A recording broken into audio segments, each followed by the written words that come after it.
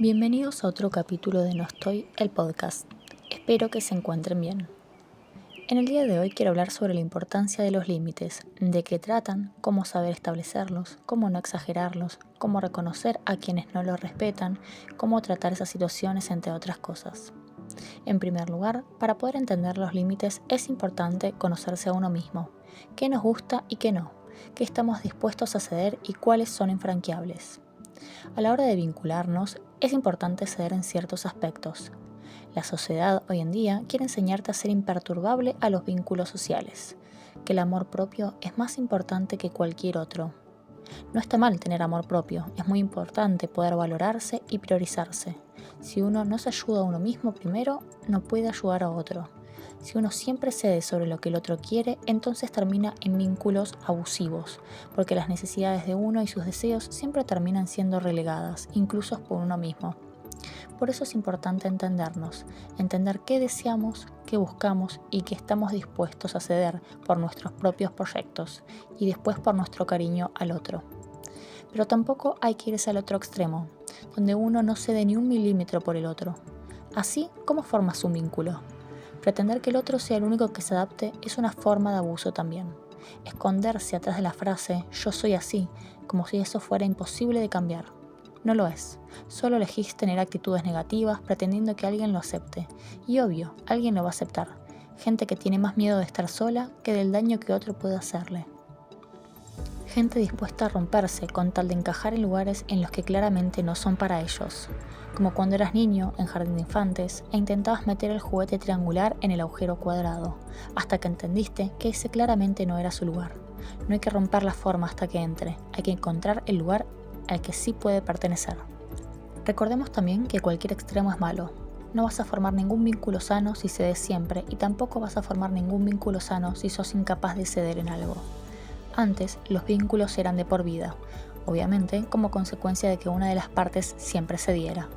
Hoy en día se establecen límites y cuando se cruzan uno está dispuesto a irse y volver a empezar, pero también tiene como consecuencia que el volver a empezar tantas veces nos termine desgastando. Y eso a su vez tiene como consecuencia destruir buenas posibilidades con vínculos sanos al desahogarnos de lo que nos quedó resentido de la persona anterior. Por eso hay que poder ser conscientes a la hora de formar vínculos y a la hora de romperlos también.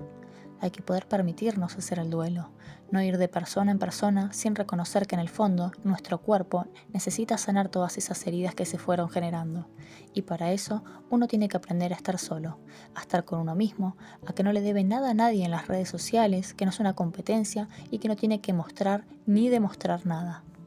Por eso, a la hora de establecer vínculos, hay que entender qué límites estamos dispuestos a ceder y cuáles no. Eso va a depender mucho de cuánto se conoce uno, qué tanto le interesa al otro también. Muchas veces el límite es negociable, pero según la persona. Hay que saber respetar y entender los límites del otro. Siempre dejarlos en claro para poder permitir que quien entre en tu vida conozca las reglas. Pero también hay que entender que las reglas pueden cambiar. Todo este análisis es completamente estructural, pero las emociones no son predecibles, más si se confunden términos. Es importante que si no tenés ganas de comprometerte emocionalmente con alguien, no tengas un vínculo emocional con esa persona. Si tu objetivo es meramente sexual, no deberían haber charlas diarias y profundas, porque es inevitable que eso se confunda. Una regla en mi cabeza, si me permiten compartir algo personal, con lo cual no tienen por qué estar de acuerdo, repito, es personal, es como una ecuación. Si es un chongo, como se le dice ahora, si es solo sexual, no hay emociones. Si es un amigo, es emocional, no hay sexo. Si es sexual y emocional, es un noviazgo, no puede no haber responsabilidad afectiva. Obvio que hay gente que puede hacer estas cosas, hay una capacidad de aislar emociones de forma impresionante en algunas personas, pero les comparto mi regla para que puedan establecer mejor algunos límites y así evitar confusiones futuras. Volviendo al tema. En segundo lugar, me parece importante analizar las consecuencias de los límites infringidos. Cuando uno establece un límite y ese límite se rompe, ¿qué hacemos con ese vínculo? ¿Cuáles son las consecuencias? ¿Seguimos como si nada hubiera pasado o rompemos para siempre la relación con esa persona? Creo que es importante entender qué tan grave es la infracción. No todas van a tener que ser juzgadas con la misma vara. Cada uno sabrá reconocer cómo delimitar eso. En este caso, no puedo hablar más que de generalizaciones, porque por supuesto lo que es un límite para mí quizás no lo sea para un otro. Estas son reglas de juego totalmente personales e individuales. Cada uno juega con las propias. Por eso la importancia primero de reconocerlas y después de comunicarlas.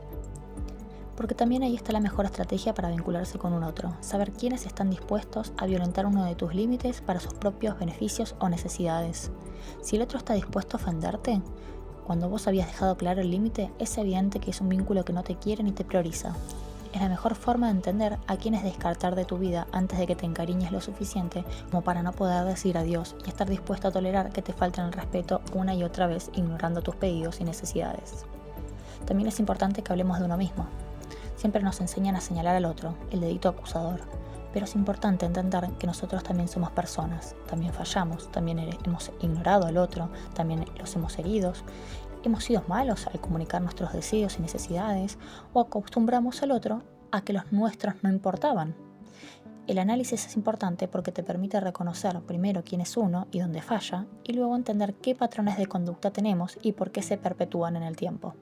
Si yo siempre veo que tengo gente que me usa, quizás el problema es que cuando conozco gente con determinadas características, prefiero quedarme ahí porque es el patrón de conducta que aprendí en mi infancia y busco esa aprobación de quien quizás ni siquiera está. Cuando uno se entiende a uno mismo, es mucho más fácil entender dónde está fallando a la hora de vincularse, aunque siempre es más fácil decirlo que hacerlo.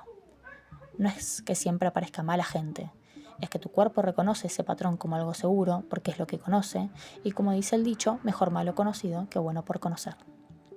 Obviamente en este caso estamos hablando de límites personales, de preferencias, no de microagresiones ni de violencia de género.